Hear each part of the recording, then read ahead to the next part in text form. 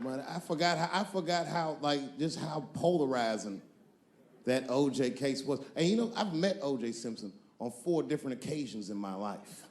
And before the end of the show, I will tell you about each of those occasions. The first time I met O.J. Simpson, I was in Santa Monica. Santa Monica? Yeah. I can't believe a black dude was like, Santa Monica. He was the last niggas I was expecting to say that. Let's see your shoes. You got some Vans on, nigga? What you got on? Santa Monica! You? At the time, I was 18. I had done a show, and then a guy from the club came up and was like, hey, O.J. Simpson's here, and he said he wants to meet you. I said, what? Fuck yeah. I ran down the steps, and O.J. was down there. He's like, hey, yo, man, how are you? It's very good to meet you, and you're doing really good work, and I hope good things happen for you in your life. I was like, man, thanks, Mr. Juice.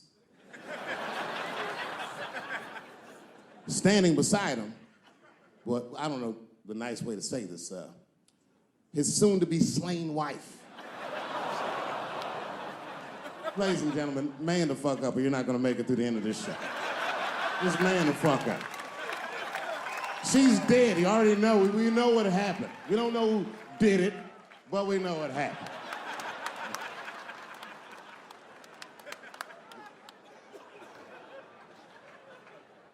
I should tell you that woman was very nice to me.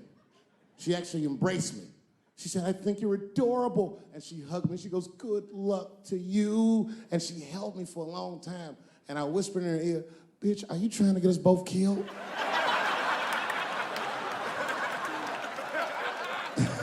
I'm just kidding, I didn't say that. But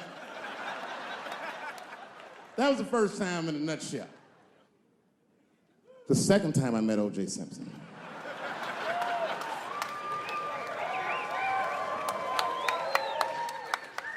Was right after the trial of the century. There I was, now a young man of probably 23. O.J. Simpson was the most famous or infamous face on planet Earth. I was in a restaurant in Beverly Hills with my agents. I wasn't alone in the restaurant, but I was alone.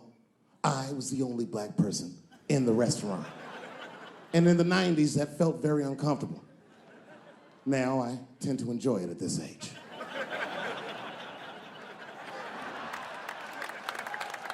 I was having dinner with my agents, celebrating a deal that they told me was lucrative, but I later learned fucking sucked. And suddenly, a group of women walked by. Every race was in that group. Black, white, Asian, Latina, white, and white again. They were all gorgeous. I watched them walk by. Then, I saw a familiar face. Al Collins, the man from the infamous Bronco chase, walked by and embraced one of the women, and they walked towards the door. Couldn't believe what I saw. And then, close behind him, was O.J. Simpson, newly released from jail. The restaurant fell still. I was shocked. I didn't mean to say it out loud, but it just came out. O.J. He stopped, turned around to see who said it, saw my black face, and correctly assumed it was me.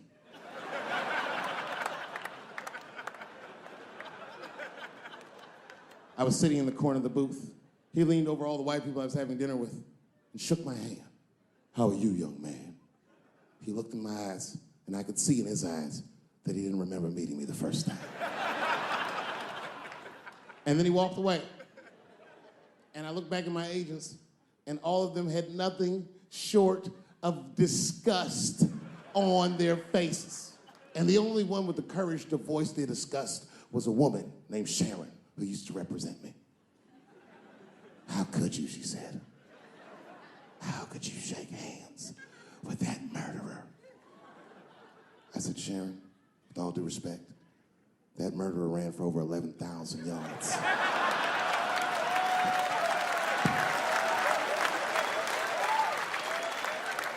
And he was acquitted, so, you know, fuck it. Glove didn't fit. Glove didn't fit. Get over yourself. The third time I met O.J. Simpson.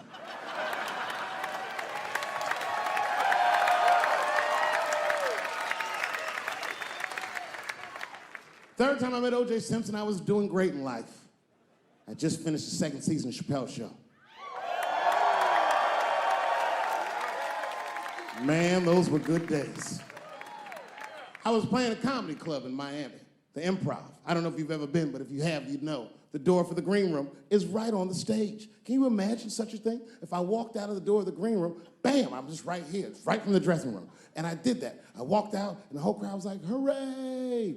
And I looked, ma'am, as close as you are to me, I saw him as soon as I came out, the Juice. And I saw recognition in his eyes, and it filled me with pride that he knew who I was. I didn't acknowledge his presence because it was a white audience, and I didn't want to start a panic.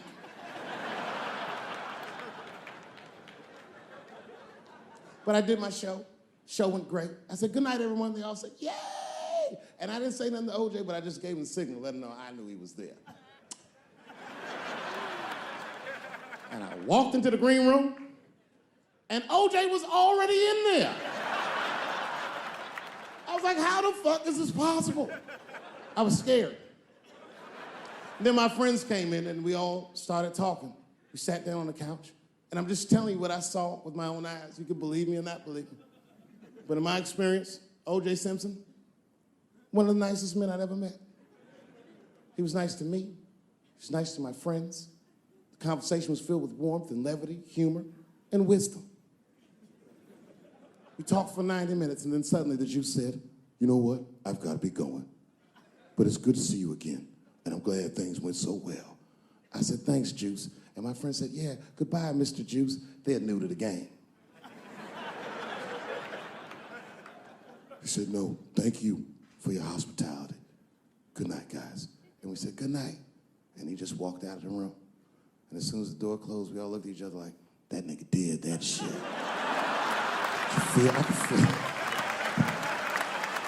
I could feel like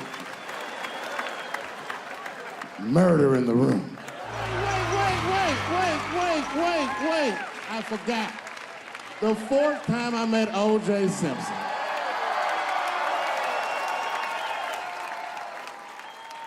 The fourth time is not the funniest time, but it was the last time I'd see the Juice.